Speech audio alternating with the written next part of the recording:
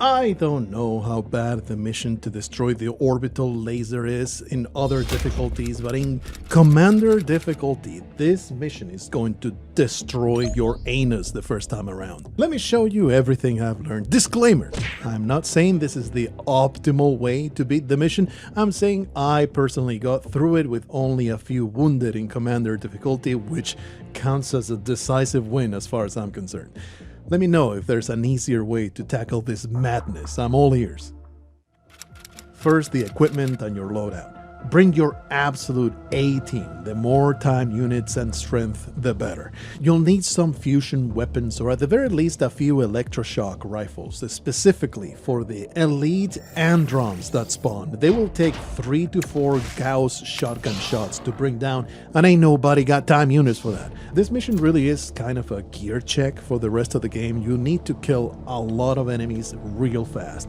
I'd be shocked if you beat this mission with Gauss and lasers alone. It'll be a hell of a challenge. And the thing is, there's really no rush to destroy the orbital station as long as you keep panic under control, which I found extremely doable through air superiority and spot panic reduction when needed. What's a few more million humans dead? The world has too many cities anyway. So you can afford the time to research the technology and craft enough equipment and heal the wounds of your best soldiers to make that mission a lot more bearable. I'm a big fan of shield guys. For most missions, they save tons of lives in my campaigns, but for this one you'll want maximum firepower.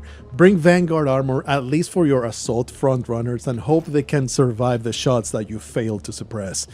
This is the loadout that worked for me. 5 assault people, 3 riflemen, 2 heavy machine guns, 2 snipers. 5 shotguns might seem excessive to you, but most of the time critical shootouts here will happen at close range, and you need to run forward as fast as possible to beat this super tight reinforcements timer. I actually wanted to bring 6 shotgunners, but I didn't have the last one built, so I just put in a rifleman instead. It's no big deal if you haven't made that many shotguns. 1 or 2 substitutions with your favorite killing machine will be fine. What matters is that you bring lots of damage.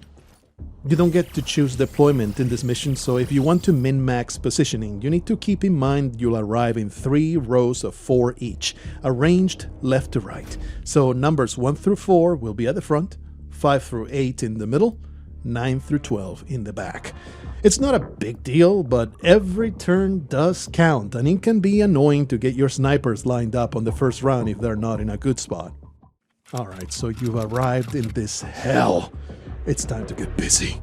Here's a basic layout of the station. The ultimate goal is to push a button in the middle of this room, and then hold it for 6 turns. For that to be feasible, you need to destroy the teleporters first, or the reinforcements will overwhelm you. I mean, I never tried just rushing the button and trying to hold on. It might be viable at lower difficulty levels, but it seemed a complete non-starter strategy to me.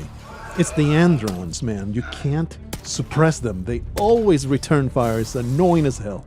There are just too many damn aliens in here, and casualties will be too damn high. Anyway, here's how it goes. The teleporters will spawn reinforcements at the end of turn 6, and that's what you're trying to prevent altogether.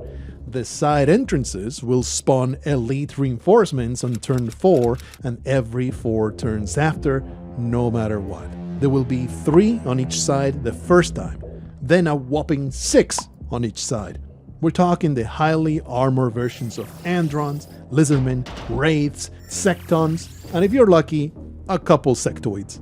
So by turn 4, you want to control these 2 side rooms right here so you can deal with the reinforcements. Then destroy the back teleporters before turn 6. You also want to slaughter everyone in the middle between turns 4 and 8, so you are fully ready to receive the elite reinforcements at the end of turn 8.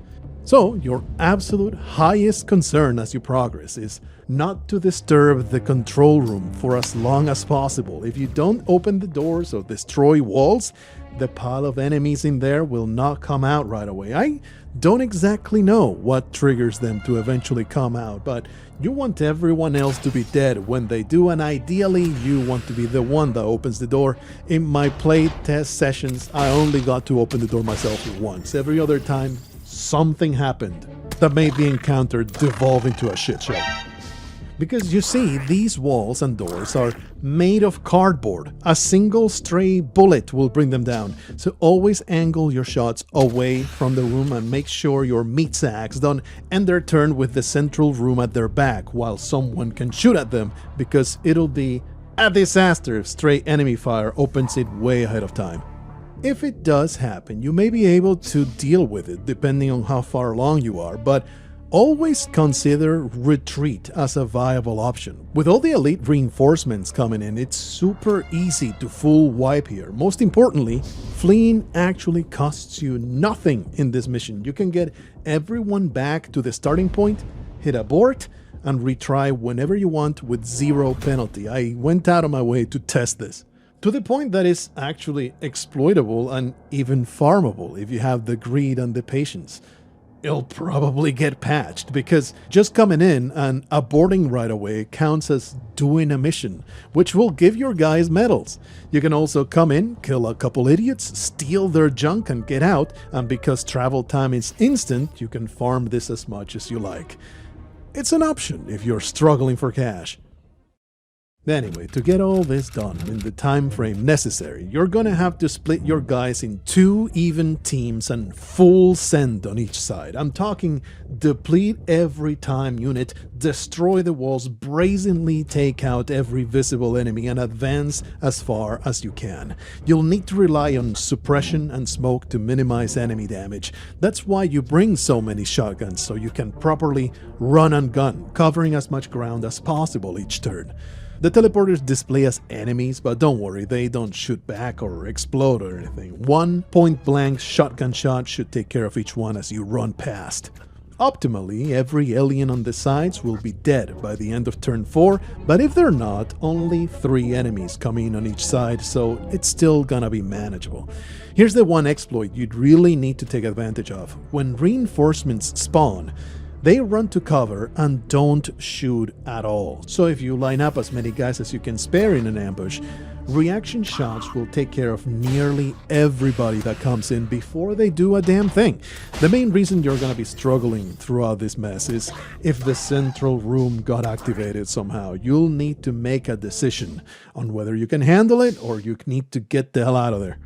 Either way, the optimal time to slaughter everyone in the middle is between turns 4 and 8, so you can be fully ready to ambush the 12 elite enemies that will spawn at the end of turn 8. And don't forget to destroy the back teleporters while you're dealing with all this.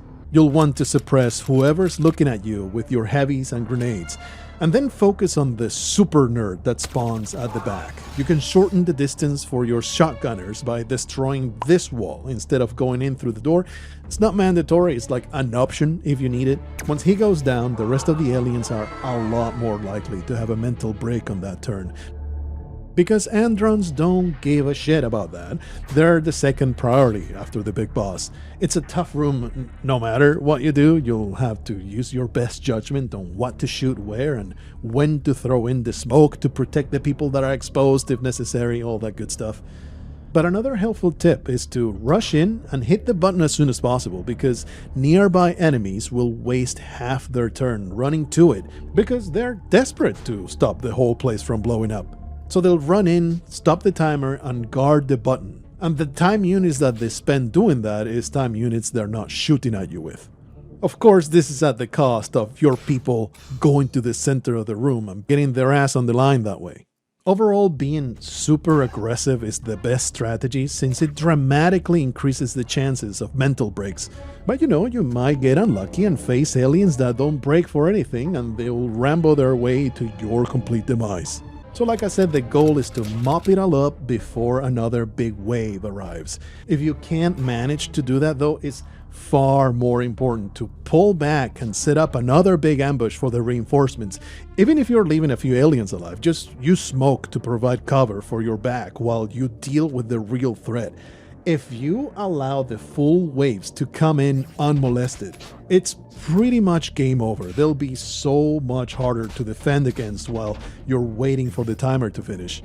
By the way, the mission finishes at the end of their turn, so you can't just hold on until the countdown runs out and you click the end turn thinking that it's over. I may have done that the first time around. If there's aliens still alive, they get to shoot you one last time. If any of your people died, you magically retrieve their equipment before it's over, but not the enemy equipment. So if you do end up with time units to spare because you were an elite super soldier and everything is dead, grab all the alien loot and bodies that you can for an extra money boost. The super tight timers make this mission tougher than any other in the game, especially when you're coming in blind. I full wiped on my first playthrough, where I made the unfortunate decision to come in with Gauss weapons, lasers, and shit-ass armor. I understood why they called the station "Whoa," because that's the sound I made upon understanding how irredeemably fucked I was.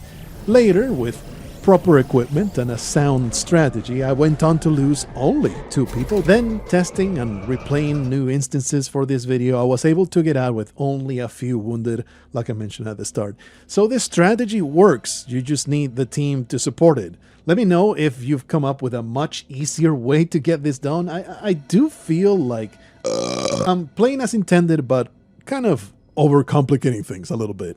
Anyway, catch you on the next lesson. Until then, don't hesitate to vaporize millions. They're acceptable losses.